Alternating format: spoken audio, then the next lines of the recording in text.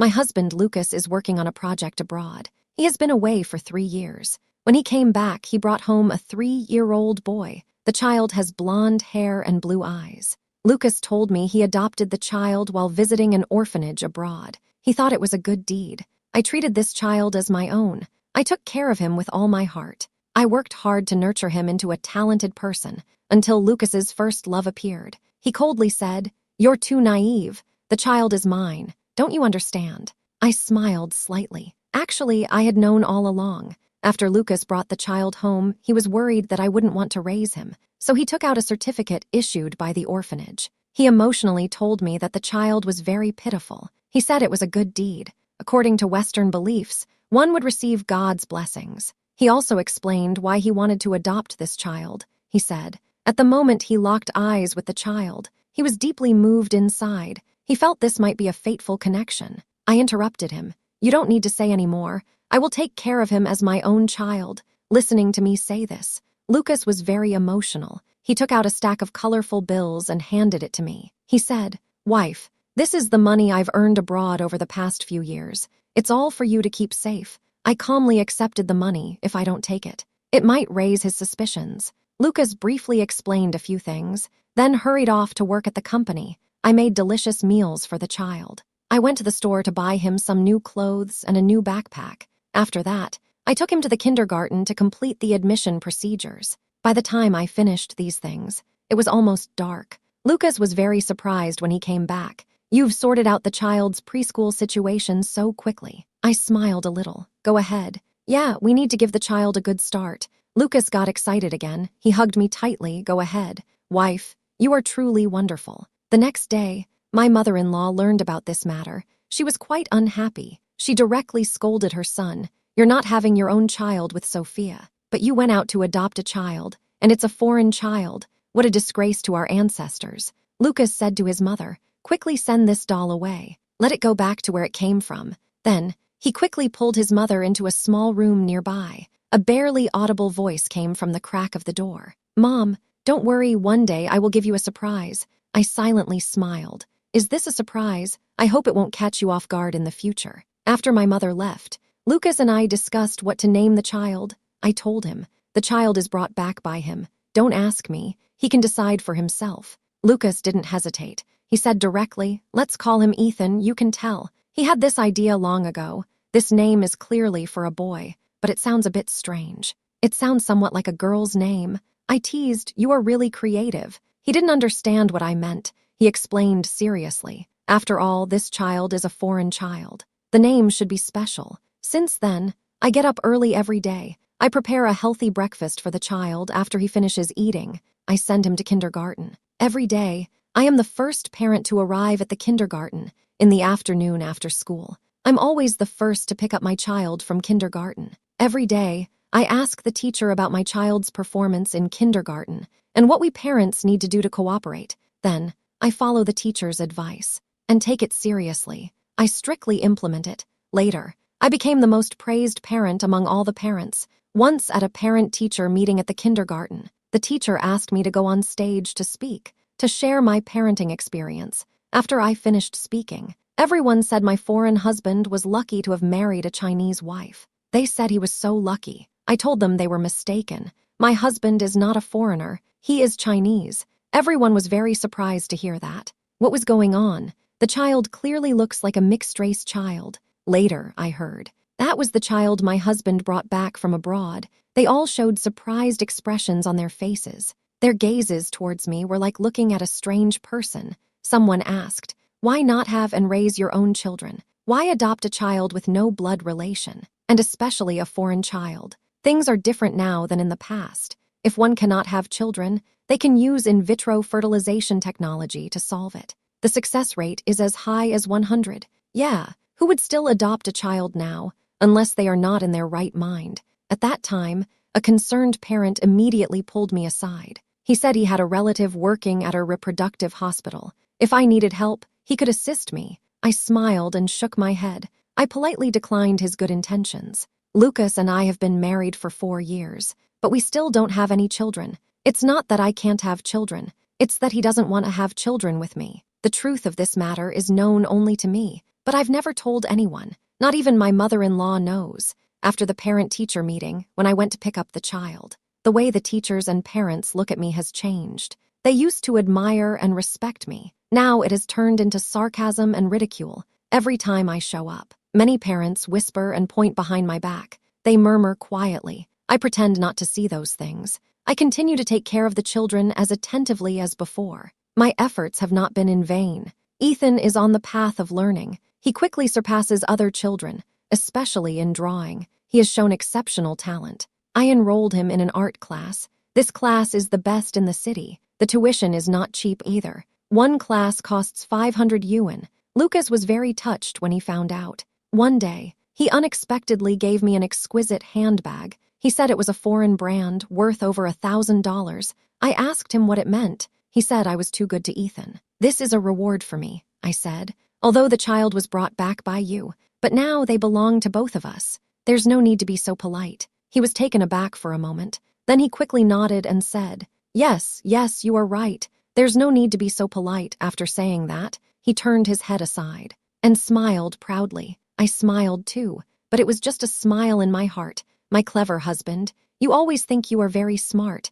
but you don't know that there are others smarter than you. It's just that person is not me. As time passed day by day, life went by quickly. Before long, Ethan graduated from kindergarten and entered elementary school. She is particularly smart. Not only does she excel in her studies, but her talent in drawing is also gradually emerging. By the time she was in the 3rd grade, she participated in a citywide painting competition for primary and secondary school students and won the only special award. This competition entry depicts a scene of robots wandering in space. It is full of imagination. The sense of three-dimensionality in the painting is very strong. Even many adult artists find it difficult to reach this level. The child's talent caught the attention of a certain authoritative organization. They helped connect him with a master painter. The master decided to take the child as a disciple. 3 years later, the master stated that he could no longer teach the child. He suggested that the child study abroad. Otherwise, it might affect his future development. It coincided with the child's elementary school graduation. He was about to enter junior high school. Lucas made an important decision. He planned to personally take the child abroad. According to him, he might not return for a long time. Lucas is about to announce an important matter. He decided to gather all relatives and friends. He also specially invited the respected elder from his hometown. He booked a banquet at the city's most upscale hotel, inviting everyone to attend. The date of the banquet was approaching day by day. Lucas's emotions are becoming more and more excited. Even though relatives and friends are all back home, he still arranged for someone from the company to go to the airport to prepare for the reception. They often talk quietly on the phone late at night, whispering sweet nothings. They even mention words like reunion. I can't help but smile. The person he has been looking forward to is finally about to appear. Tomorrow is the day of the banquet. In the evening, Lucas called me to his side and said seriously, Sophia, tomorrow I am going to announce something. I hope you can prepare yourself mentally in advance. Don't worry, I have seen everything you have done for Ethan over the years. I will compensate you, and this compensation will definitely exceed your imagination. I also said seriously, tomorrow I also have something to announce. You'd better prepare yourself mentally in advance. After speaking, I took out a small bottle from my pocket and handed it to him. This is a quick-acting, heart-saving pill. You might need it tomorrow. What did you say? The quick-acting, heart-saving pill. Lucas looked at the medicine bottle in his hand. He asked me with a puzzled expression, what does this even mean? Don't worry. Tomorrow you'll have your moment to shine. After hearing this, Lucas shook his head dismissively. He mumbled quietly, playing tricks. The next day, the banquet was scheduled to start at noon. It wasn't even 10 o'clock yet. People began to arrive one after another. Lucas was dressed in a suit, wearing a tie. He looked like a groom. Every time someone entered, he would enthusiastically step forward to greet them. By around 11 o'clock, almost all the relatives and friends had arrived. The respected clan leader was already over 90 years old. Lucas specially arranged for someone to drive from the countryside to pick him up, and arranged for him to sit in the main seat of the VIP area. Several more guests have arrived. They are Lucas's friends from the business world. These people did not receive an invitation. They just heard that Lucas is going abroad for a while, and it's going to be quite a long time. These colleagues find it very strange. Lucas's company is clearly doing well. As the boss, why would he suddenly leave out of curiosity? They decided to come and take a look. They wanted to ask Lucas in person what was going on. Slowly, most of the people have arrived. Lucas waved and called the manager over to arrange for drinks and food service. At that moment, a man in a tank top walked up to me. He claimed to be a reporter. He wanted to do an exclusive interview with me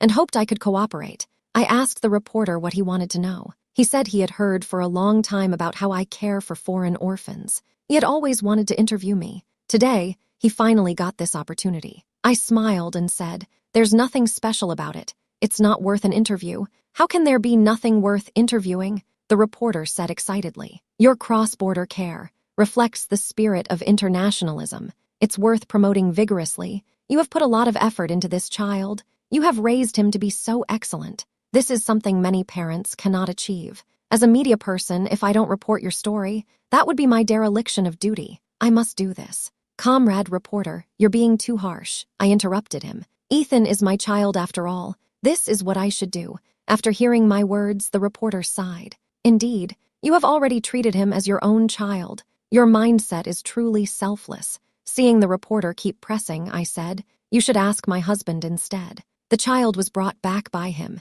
He is the remarkable one. The reporter went to find Lucas as planned. After understanding the reporter's intention, Lucas appeared somewhat nervous. He arranged for someone to take the reporter to a corner to sit down, and specifically reminded the reporter to speak as little as possible. Once everyone had arrived, the event began. The waiter started serving drinks and dishes one after another. Lucas walked up to the front stage. He picked up the microphone and addressed the audience. "I know everyone is very curious about why I personally took the child abroad. After all, I am the chairman of the company. The child is going abroad to learn painting. Logically, I shouldn't need to accompany him personally. Before revealing the answer, I would like everyone to watch a video first." After speaking, he took a USB drive out of his suit pocket. On the computer, a series of photos immediately appeared on the white screen hung on the wall. The photos featured a man and a woman. The man is Lucas. The woman is a blonde foreign girl. There are more than 20 photos in total. Some were taken in the cinema, some were taken in the park, and some by the beautiful lakeside. In the photos, the two people are closely huddled together. They look very sweet. Clearly, they are a couple in love. Lucas said affectionately, "The girl in the photo is my first love. Her name is Julia. She was the first girl I met after starting work. We fell in love at first sight. I gave a lot for her. She said she would marry no one but me. Julia originally planned to stay in China, to build a happy family with me. But then her parents called. They insisted she return to inherit the family business. There was nothing we could do. We had to break up." Lucas had not finished speaking. Someone interrupted from below. They questioned, "Since you love this foreign girl so much, why not go to her country?" Lucas nodded at the person. He said, "That's a good question you asked. I did indeed make that request back then, but Julia found it very difficult. She said her parents didn't want her to marry an Eastern man. Julia had to leave me. I thought our relationship was over. At that time, I was determined. I had to achieve something. I had to stand out. I wanted to make her parents regret it. Later, I worked hard. Eventually, I had my own company. I had my own career. And I married my current wife, Sophia. I thought life would continue peacefully like this. Until 3 years ago, I went abroad to manage a project. I didn't expect something unexpected to happen. I ran into Julia by chance while abroad. It turned out she had been married, but she is already divorced. Her parents found her a foreign husband, but that man treated her poorly. The brief marriage brought her a lot of pain. That night, we talked for a long time. In the end, she threw herself into my arms. She cried and asked if we could get back together. In that moment, my feelings deep down could no longer be controlled. I realized I had never forgotten her. That night, I got together with Julia. Later on, she became pregnant with our child. That is Ethan now. At this point, Lucas was already in tears. He admitted that this was unfair to his current wife, Sophia, but he and Julia loved each other. Despite going through many ups and downs, they ultimately chose to be together. After Lucas finished speaking, he walked off the stage. He approached the VIP table, supporting the patriarch as they walked up to the podium. He said to the patriarch, "Patriarch, you have the highest seniority in the family. Now, in front of everyone, please tell us, what should I do next?" The patriarch is over 70 years old. but his mind is still clear. He let out a sigh. He said, "Sigh, such things wouldn't happen in our time. Once you marry a woman, you can't just abandon her. That's the responsibility of a husband and a man." He continued speaking, "But now times have changed. People's hearts are different now. Today you love him, and tomorrow she loves you. Young people always talk about love, but in the end, it often turns into a mess." The patriarch patted Lucas on the shoulder. He said, "I know you invited me here today to ask me to say a few words for you. This is your personal matter. You have to decide for yourself. Don't ask for my opinion." Lucas tightly grasped the patriarch's hand. "That's enough. Just hearing that from you is enough."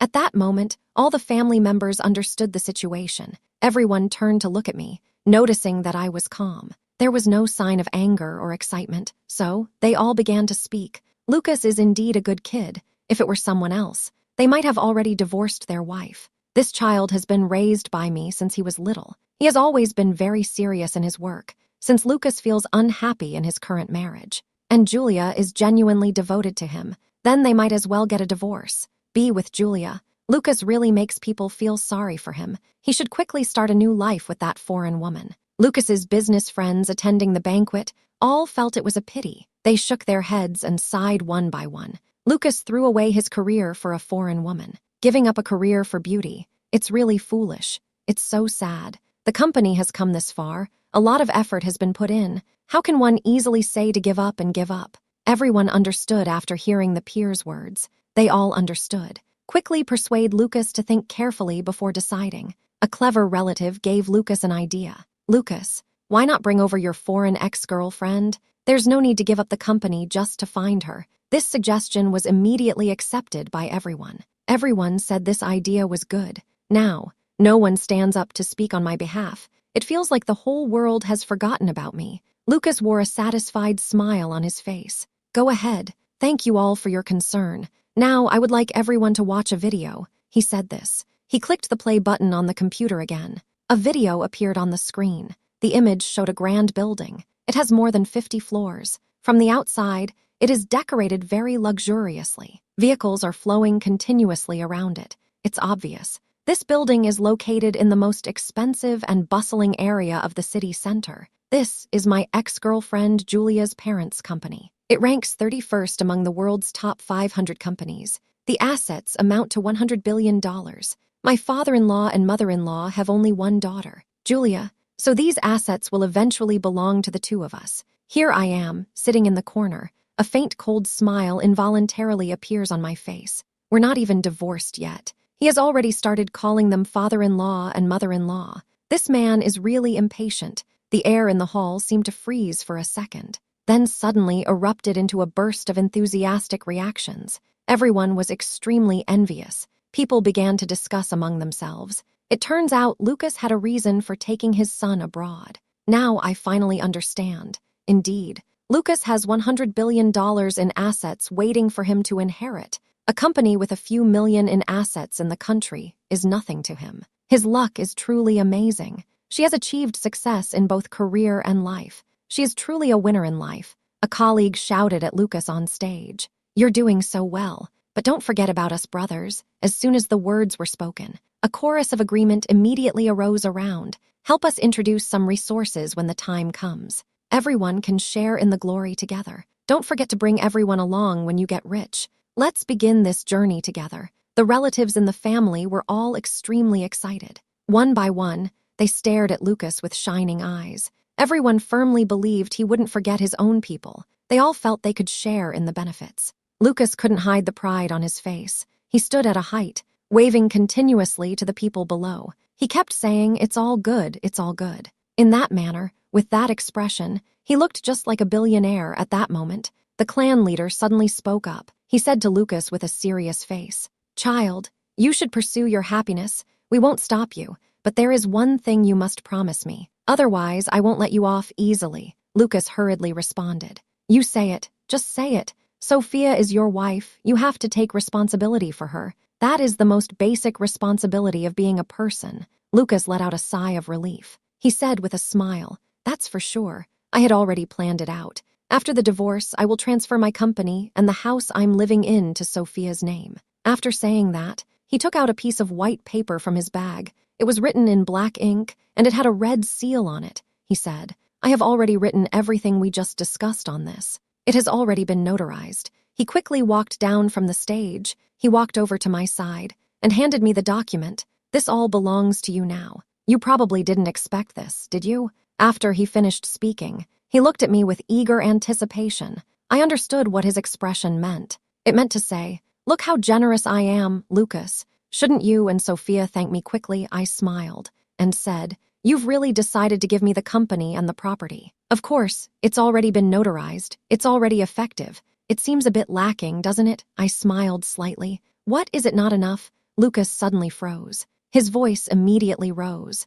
"Are you trying to get your hands on my ex-girlfriend's parents' assets? I'll make it clear to you. This has nothing to do with you. You better not entertain that thought," I said with a smile. "Don't worry, I won't be thinking about it. I'm not interested at all." "Then what do you want?" I stared into his eyes. I asked seriously, "The thing I gave you last night. You have it with you." Lucas was momentarily stunned. He asked, "What thing?" "It's that bottle of quick-acting heart-saving pills. It's really puzzling." Lucas muttered quietly, "Throw me the document stamped by the notary office. Turn around and walk back to the stage." I gently shook my head. Let him be happy for a little while longer. Later, he won't even have time to cry. Just now, when Lucas walked towards me, everyone turned their attention to us. Many people overheard my conversation with him. They all expressed their dissatisfaction with me. Someone directly said, "Sophia, Lucas has already been very good to you. He is now almost starting from scratch. What else are you not satisfied with? Lucas has treated you quite well. One shouldn't be too greedy." Indeed, if it were another man, he would give you 10,000 or 80,000 at best during the divorce. But he has given you everything. Everyone says women are the most greedy. I used to not believe it much. Now I finally believe it. When Lucas heard everyone's discussion, he immediately picked up the microphone and raised his voice to say, "Everyone, don't worry. I have already consulted with the lawyer. Sophia is trying to take advantage of my in-law's assets. It's absolutely impossible for her to succeed. Moreover, she can't avoid a divorce if she doesn't want one, because I've decided to leave with nothing." I can't help but sigh. No wonder he gave all his assets to me. It turns out he was afraid I wouldn't agree to the divorce, to be with his ex-girlfriend. This man is really going all out. After hearing Lucas's words, everyone breathed a sigh of relief. They all said things like, "That's good. Now we can rest easy." After saying that, they all looked at me with disdain. Now in their eyes, I am just a greedy woman. I understand their thoughts clearly. If Lucas doesn't divorce me, he won't be able to inherit his ex-girlfriend's parents' substantial estate. They won't gain any benefits either. Driven by mutual interests, these people have united. Just then, Lucas had a happy smile on his face. "To take my son and me home, for our family of 3 to reunite. My ex-girlfriend Julia has already come to China. Today, I invited her over." He turned to his assistant and said, "Go call Julia over. Let her say hello to everyone." The assistant replied, "Okay." The assistant turned and left. In a little while, a Western beauty appeared gracefully. Lucas pointed to a lady and said to everyone, "This is Julia, my ex-girlfriend, who is about to become my new wife. She has thick, curly blonde hair that shines under the lights. Her eyes and brows are full of charm." Lucas looked at her affectionately and said gently, "Julia, say a few words to everyone." Julia speaks Chinese very well. Her Mandarin is also quite standard. She briefly said a few words of blessing. Then she took out a beautiful bag. She said she came in a hurry this time. She wasn't fully prepared, so she brought some small souvenirs for everyone. She hopes everyone can accept her gesture. Everyone's eyes widened, curiously wanting to see what gifts the daughter of the Western tycoon brought. The bag was opened. Everyone took a closer look. They all gasped in surprise. The gem in front of them was blue. It also sparkled with a golden light. It was so bright that it was blinding. Julia explained. Her parents recently invested $1 billion in Africa. They built a gemstone mine. They were quite lucky. They mined 2 tons of sapphires. The total value exceeded $50 billion. After she distributed the gems to everyone, she said lightly, "The souvenirs in your hands are worth $100,000. But compared to the gemstones mined, this is just a drop in the bucket." Everyone was particularly excited to hear that. Lucas's mother slowly walked onto the stage. She tightly held Julia's hand. She looked and looked again. She was extremely happy. "This girl is really beautiful. I never dreamed I would have a foreign daughter-in-law. My son said he wanted to give me a surprise. Now I finally understand what a surprise is. This is the happiest moment for me. This old lady, the daughter-in-law, has come back. And I also have a grandson now. This is all thanks to our ancestors' virtue. While the old lady was speaking, she didn't even glance my way. I often hear people say that a daughter-in-law is considered an outsider in her in-law's home. Now I finally understand this. Julia seemed to have planned this all along. She took out a pair of gold bracelets from her bag and handed them to Lucas's mother. She said, "Mom, this is pure gold. It's worth $1 million. The old lady was so happy that she couldn't close her mouth. I secretly smiled to myself. It seems so. You've already called Mom. This truly is a destined family. Now, the atmosphere in the hall has reached its peak. It's time to reveal the truth." I stood up and walked calmly to the front. I approached Julia. Smiling, I said to her, "All the gifts have been distributed. Don't you have anything to say now?" Julia was taken aback for a moment, suddenly realizing something. "You must be Mtekes, Sophia. There's a souvenir for you too. It was my oversight. I didn't notice you." "I didn't mean it that way," I interrupted her. "I was talking about the child." "Oh, right? Yes," Julia suddenly understood. "You have put a lot into the child over the years. If it weren't for your careful nurturing, he wouldn't have such great talent in painting, let alone studying abroad. This is all your achievement," she said while taking out a stack of cash from her bag. She handed it to me. "This is my small token of appreciation. Please accept it." I gently pushed him and said, "You are mistaken." He looked at me in confusion. "I was wrong, yes." I smiled slightly. "I am raising my own child. It has nothing to do with others." Upon hearing this, the hall was immediately in an uproar. Everyone looked at me with sympathetic eyes, thinking I was quite foolish. "Everything is so clear now. Yet you still consider that child as your own." Lucas came over to comfort me. "Sophia, I understand that you have been with Ethan every day for these years. You have already regarded him as your own child, but you must accept reality. He is, after all, not your biological child." I smiled faintly. He asked with a hint of sarcasm, "Oh, so who do you think this child belongs to?" "This is obviously Julia's child. It's the fruit of our love. Is that so?" I let out a cold laugh. I pulled out a piece of paper from my bag. I handed it to him. "Take a look for yourself." "What is this?" "The paternity test report is right here." I took the child to the hospital. The report states it clearly. It even has the hospital's stamp on it. Lucas stared at the document. He was completely stunned. "What, Ethan and I actually have no blood relation? What is going on?" Lucas stood frozen in place. As if he were paralyzed, he kept mumbling in the audience. Everyone was stunned. The hall fell silent, so quiet that you could hear a pin drop. "You should go ask your white moonlight." I turned to look at Julia. "You should say something now." Julia's face suddenly turned pale. "No, this isn't true. This paternity test report must be wrong." She hasn't finished speaking. Outside, the sound of police sirens rang out. It was quick. 2 police officers and a private detective walked in. The police approached Julia. They pulled out handcuffs and cuffed her. "Speak." "Julia, stop pretending. Come with us." Lucas hurriedly stepped forward to explain. "Officer, you have made a mistake. She is not Julia. Her name is Julia." The police looked at Lucas with sympathy. "Speak, sir. You've been deceived. This woman is a fraud." The police looked around at the people in the hall. They said, "I'm sure you're all curious why we're here." "Right. Then let the detective explain." The private detective looked at me. It seemed like he was seeking my opinion. I nodded. "Go ahead, speak up." "The reason I came to you was to expose the truth. Now it's time to unveil the mystery." The private detective turned to everyone and said, "This woman named Julia is actually not Western. Her blonde hair is dyed. Her real name is Julia. Julia is just her alias. She is a seasoned con artist. She has deceived many men with her looks.